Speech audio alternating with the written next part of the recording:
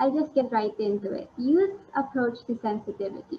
My topic is kind of different from other topics because you don't usually see sensitivity and youth together in one phrase. But to practically explain this topic, this is just my experience with this week-long preparation with this TEDxYouth event. It was really kind of difficult because I am young and I'm a student, and there was like a lot of pressure between different perspectives, different opinions that a lot of people put out to me because I wanted to give a good impression to all of you. And as a young person, there are so many pressure because I is sorry, okay. It's my first time being a speaker, and I'm not gonna lie that I'm quite nervous, and then I am quite shy as a person, and to think that I'm a speaker here talking to you all is really outside my comfort zone. So to share my experience, there were some cases that I wanted to tackle, topics about sensitivity and topics about different kinds of situations and issues we have right now. But what happened is when I tried to tackle about that and tried to address that, I was being dragged down. I was being disregarded. My opinions weren't valid because the excuse is always there. You're still young. Why do you need to talk about that? So, what I felt personally was obviously I felt so disappointed about myself. I doubted myself so much because I was pressured, I was dragged down. There were so many instances that I thought to myself, kaya ko pa ba to? Talaga bang kaya ko to? Why did they choose me? It could have been someone else, you know? And the topics that I usually like to address is about sensitivity, about like activism, equal rights, and all of that. But when I try to share my ideas, it somehow got disregarded because of my age. So those sensitive topics, it just made me think about, is it really just because of my age? Or these sensitive topics are considered as taboo? What is taboo? Taboo is like when they forbid sensitive topics. And they forbid that because there are different opinions and beliefs that one person has in this kind of situation, in this issue, in this topic. So it made me think, why forbid talking about sensitive topics? Why ban this? If it is sensitive, isn't it better to address it so that we can fix whatever the sensitivity is, whatever the vulnerability is? So it made me question, why is that? Why do they forbid it? The easy answer to that is you don't want to offend anyone. You don't want to hurt anyone's feelings, hurt anyone's opinions and perspectives in life. But there's another question if we think about that mindset that is harder to answer than the last. Is it really your fault if you offend someone? Now, just stay by there. Obviously, offending someone is still kind of wrong and then it's still hard to cope with, you know? But there are some case scenarios that the listeners and the one who address the issues, they have miscommunication. So let's take it back and question again. Is it really your fault if you offend someone? Let's put it in a case, let's put it in a situation. This logical person talks about authenticity, spreads factual information, and this listener said and got offended by the fact that this person is trying to address something. So who's at fault here? The listener is. But you don't have to say that, you're wrong. I'm supposed to be right because opinions are subjective. What is subjective? Subjective has feeling, has opinions, they all have that. in one perspective, in one opinion, in one individual, because we're all different. Now, if we turn the tables around and say that there's this person that wants to offend someone, that just so means that they're the one at fault. So, which is right, which is wrong? The answer to that, I personally think, is not a lot of people know that opinions should be respected because you yourself always have different opinions in one particular topic. And why would someone degrade that if you have your feelings, if you have your experiences in those opinions? Now, there is this thing where we try to educate people and try to make our opinions the same, which is really hard to do actually. You can never really change someone's opinion by just will, by just doing something like this and like that. And this is where educating and enlightening different kinds of people come in.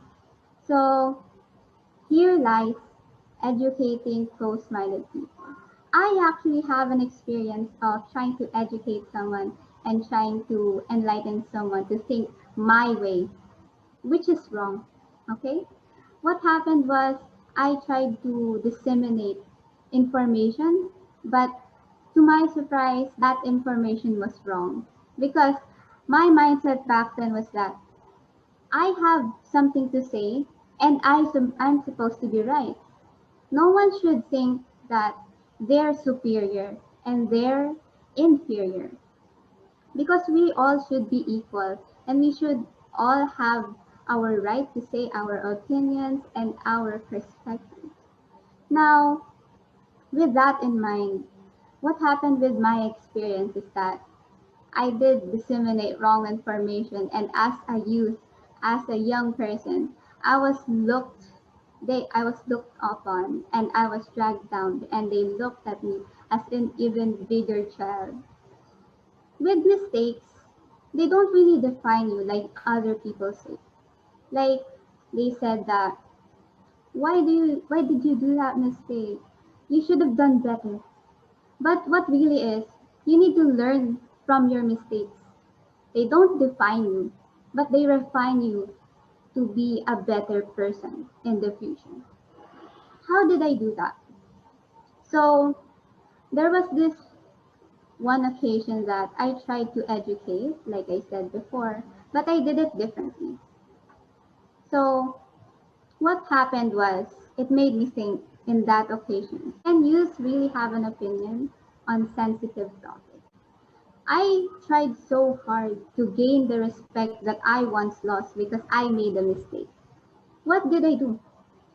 This topic was about activism. It was a conversation with me and my peers, that kind of thing.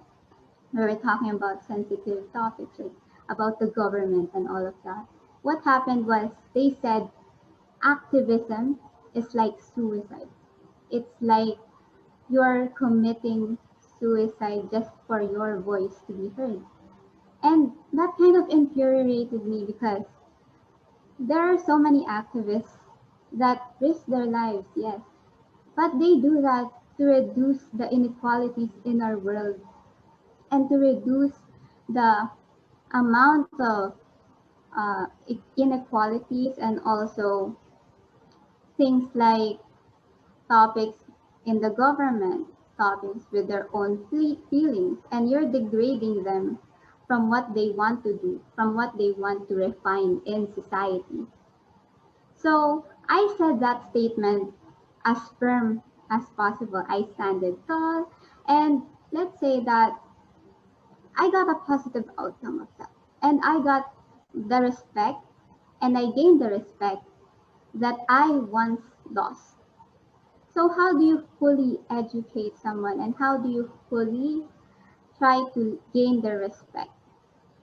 Stand firm with your statement, spread out factual information, and always remember that mistakes always happen. They can happen in the most unexpected times, and it can really bring you down, but don't let that drag you down completely because you can lift yourself up with those mistakes. Okay, now going back, can youth have an opinion on sensitive topics? I think I am an example of that because I'm a young person. I'm only in the ninth grade, but I got to say something, say a statement that I really do believe in to many people of different beliefs. So what happened was, do you think youth have an opinion? Do you think they have a voice on sensitive topics? And just like this event, TEDxYouth event, we should acknowledge the fact that there are different perspectives between age and there are different opinions with experience and also feelings. I think that I am a part of the youth that wants to make a change and wants to share opinions on those sensitive topics. You shouldn't forbid that because that's how you address it. Okay, so I have a quote here. I'll just say that preventing the conflicts of tomorrow means changing the mindset of the youth today. So just like what I said, I had this action, I had this act of always doubting myself and always trying to drag me down because I never thought that I was good enough for stuff like this, stuff like that. Like I said, I'm very shy and I'm just really not that social of a person. But to think that I got to develop into a person that speaks to you right now, speaks to you in this Zoom meeting, I just feel like I developed so much from the person I was before. So we can all do that because preventing the conflicts of tomorrow means changing the mindset of youth today. Changing mindsets seem like a big thing and it seems difficult to do. But there was this one occasion that I really doubted myself. I was actually picked for a contest. Usually, you'd be happy, you'd be energetic, and all of that when you're picked to be in a contest. But all I felt was lack of confidence, self doubt. This teacher, she actually said very simple words. But what happened is those simple words were able to carry me and were able to build me up and change my mindset and change my view in life. She literally just said that if you were chosen, you have potential. Those small words were able to lift me up so high that right now I can speak to you all and I am able and I am capable to share my thoughts with you, which I never knew that I could ever do. So I want to share to you all that you do have your potential and you do have the capability of doing something that you never knew you could do because all of the youth individuals out there, all of the people my age and even older than I am, there's always that self doubt that is really hard to distinguish and really hard to exterminate. So I just want to say again, you, the viewers, and the people who aren't even here, we all have potential, we all are capable, and we all have the contribution and we can contribute in refining society despite our age because we're all human, we're all individuals, we all are have our own minds and mindsets and perspectives. And I hope these little words that I said were able to shape you up as well, just like how my teacher shape me up to be a better person and to be a better version of myself. Because we are all equal, but there is something unique, something great about us. We just need to find that out.